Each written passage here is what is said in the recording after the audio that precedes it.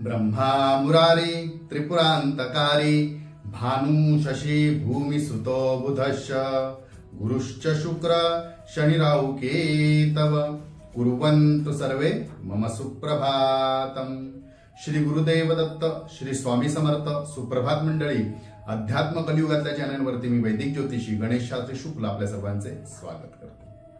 मित्रांनो, हे साप्ताहिक राशी भविष्य आहे ते 5 ऑगस्ट ते 11 ऑगस्ट पर्यंत असणार आहे। आणि मित्रांनो, सोमवारी म्हणजे 5 तारखेपासूनच श्रावण मासालाही सुरुवात होते आहे। त्यानुसार तर श्रावण मासात आपल्या राशीप्रमाणे आपण करायचे व्रत वैकल्य किंवा एखादं व्रत किंवा एखादी उपाय तोडगे हे मी आपल्याला सप्ताहात सांगणार आहे। त्याचप्रमाणे प्रति सप्ताहामध्ये श्रावण मासाचा म्हणजे हा श्रावण मास एक लक्षात ठेवा आपण की हा जो 5 ऑगस्टला सुरू होतोय तो 3 सप्टेंबर पर्यंत आहे आणि 3 सप्टेंबरला सुद्धा अमावास्या आणि मंगळवार आहे।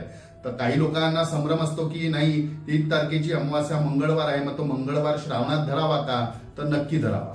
जर आपण श्रावण मासामध्ये एखादं व्रत वैकल्य मंगळवारीच करत आहात तर योगायोगाने आपल्याला 5 मंगळवार मिळाले आहेत आणि त्याचप्रमाणे 5 सोमवारी मिळाले आहेत। त्यामुळे शिवभक्तांना अधिक पूजा अर्चा करण्यासाठी, देवासाठी, सान्निध्यासाठी चांगला काळ म्हणजे एक दिवस एक्स्ट्राचा मिळतो, म्हणजे 5 सोमवार मिळतात। आणि त्याचप्रमाणे मंगळागौरी वगैरे किंवा मंगळवारी एखादी पूजा वगैरे आपण श्रावण मासानिमित्त जर करत असाल तर ती सुद्धा 5 आहे, ते लक्षात ठेवा। 3 तारीखची सप्टेंबरची जी तारखेचा अमावास्या आणि मंगळवार जो आहे तो श्रावण मासामध्येच येतो। त्याचप्रमाणे मित्रांनो, अजूनपर्यंत आपले चॅनल आपण जर सबस्क्राईब केले नसेल तर लवकरात लवकर सबस्क्राईब करा, बेल आयकॉन दाबा, लाईक करा, शेअर करा, जेणेकरून व्हिडिओ अपलोड झाला चॅनलवरती की आपल्याला सर्वप्रथम पाहायला मिळेल। इतर ग्रुपवर लिंक येण्याची वाट पाहावी लागत नाही किंवा लागणार नाही, यासाठीच मी प्रत्येक वेळी आपल्याला सांगतो की आपण चॅनल सबस्क्राईब करा। मग इतर वेळी काय होतं, प्रत्येक राशीचे लोक मला नाही गुरुजी लिंक शेअर करा, ग्रुपवरती लिंक शेअर करा असे सांगतात, तर त्यामुळे ते बरोबर होत नाही। मी पुन्हा पुन्हा तेच सांगतो की 12 व्हिडिओ आता आपण वेगवेगळे प्रत्येक राशीचे करत आहोत आणि ते प्रत्येक राशीचे 12 व्हिडिओ शेअर करणं जरासं कठीण जातं किंवा इतर लोकांनाही त्याचा त्रास होऊ शकतो, म्हणून आपल्या राशीचाच आपल्याला पाहण्याकरिता मुद्दामून हे 12 व्हिडिओ केलेले आहेत। मित्रांनो, या सोमवारपासूनच श्रावण महिना सुरू होतोय, तर आपल्या सर्वांना श्रावण मासाच्या हार्दिक शुभेच्छा। हा श्रावण मास मध्ये येणारे व्रत वैकल्य, पूजा अर्चा यातून आपल्याला नक्कीच लाभो आणि परमेश्वराची आपल्यावरती कृपा दृष्टी राहो। तर आपल्याला श्रावण मासानिमित्त जे काही व्रत वैकल्य सांगणार आहे ते नक्की आपण करा, चॅनल सबस्क्राईब करा, लोकांपर्यंत हे व्हिडिओ पूजे अर्चे जे काय आहे, जसं उदाहरणार्थ आज मी आपल्याला नागपंचमी बद्दल सांगणार आहे ते लोकांपर्यंत शेअर करा, जेणेकरून त्यांच्या आयुष्यातील अडचणी दूर होतील। चला तर सुरू करूया 12 राशींचे भविष्य कथन। 5 ऑगस्ट ते 11 ऑगस्ट 2024 साप्ताहिक राशी भविष्य वृश्चिक राशी। या सप्ताहात कुटुंबातील ज्येष्ठ व्यक्ती आपल्यावर खूप खुश असतील, त्यांचे आपल्याला उत्तम सहकार्य आणि त्याचबरोबर उत्तम आशीर्वाद सुद्धा मिळतील। सध्या आर्थिक लाभ झाल्यामुळे आपण जर कुठून आपल्याला पैसा मिळालाय, धनलाभ झालाय, जुने पैसे कुठं तरी मिळालेत किंवा एखाद्या फंडचे पैसे मिळालेत असे धनलाभ होऊन जर आपण सतत अनाठाई अनावर खर्च करत असाल, न विचार करता जर खर्च करत असाल तर त्याच्यावरती योग्यच वेळी नियंत्रण ठेवा। नियंत्रण ठेवणे खूप गरजेचे आहे, अशा गोष्टीवर ताबडतोब नियंत्रण ठेवा, अन्यथा पुढे जाऊन ज्या आर्थिक समस्या आपल्याला उद्भवणार आहेत त्यावेळी मोठा त्रास होऊ शकतो। हेच आपल्याला मिळालेले सध्याचे जे काही धन असेल, पैसे असतील, त्याचा आपल्याला नंतर लाभ करून घेता येईल, परंतु आता आहेत म्हणून आपण जर नंतर मिळणाऱ्या पैशाच्या भरोश्यावर अनाठाई खर्च करत असाल तर हे मात्र आपल्यासाठी चुकीचे आहे किंवा चुकीचे ठरू शकते। त्याच्यावर नियंत्रण ठेवणे आपल्याला या सप्ताहात खूपच गरजेचे आहे।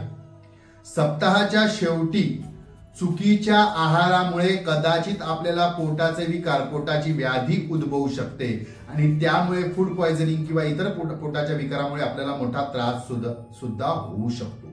त्यामुळे आरोग्य जपा, खाण्यापिण्यावरती थोडे वेगळे लक्ष ठेवा, लक्ष ठेवून आहार विहार करा।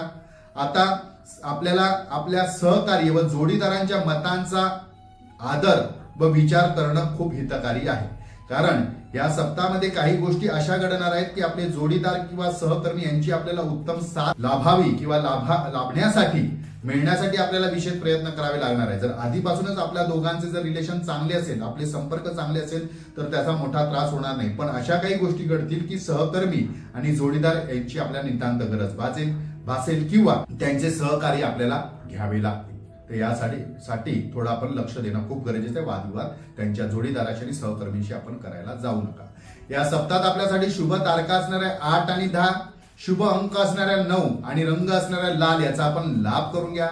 त्याचबरोबर नागपंचमीच्या दिवशी 9 तारखेला 9 ऑगस्टच्या दिवशी जे नागपंचमी आहे त्या दिवशी मुद्दाम आपण तांदळाच्या पिठाचे 9 नाग करा घरामध्ये, त्याची पूजा करा, पंचोपचार पूजा करा, षोडोपचार पूजा करा, जशी आपल्याला पूजा जमत असेल तशी आपण ती पूजा करा. सूर्यास्ताच्या वेळी ते नाग पाण्यात सोडून द्या. नवनाग स्तोत्राचं पठण करा, जेणेकरून आपल्या कुंडलीमध्ये कालसर्पदोष असो अथवा नसो, जर कालसर्प दोष आपल्या पत्रिकेमध्ये असेलच तर त्याचा आपल्याला खूप लाभ या ठिकाणी होणार आहे पूजा अर्चा केल्याने, किंवा पित्रादी एखादे दोष असतील ते सुद्धा निवारण करण्यासाठी याचा लाभ होणार आहे.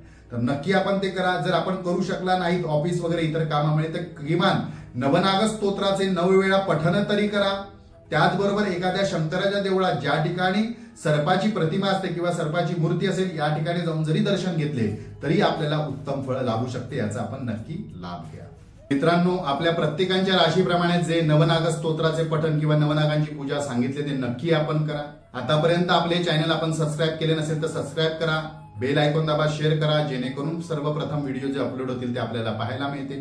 आपल्याला हे आवडत असेल तर नक्की चॅनल व्हिडिओ पाहून झाल्यानंतर एक लाईक करा. श्री स्वामी समर्थ शिवा, श्री गुरुदेव दत्त एखादा कमेंट करा, खूप बरं वाटेल. आपले प्रत्येकांचे येत आहेत कमेंट, खूप लोकांची नावं मला ते ईमेल आयडी मुळे कळत नाहीये. जर आपण आपले नाव पूर्ण जर घातले तर मला खूप आनंद होईल. आपल्या नावासहित श्री स्वामी समर्थ किंवा लाईक वगैरे करा, शेअर करा.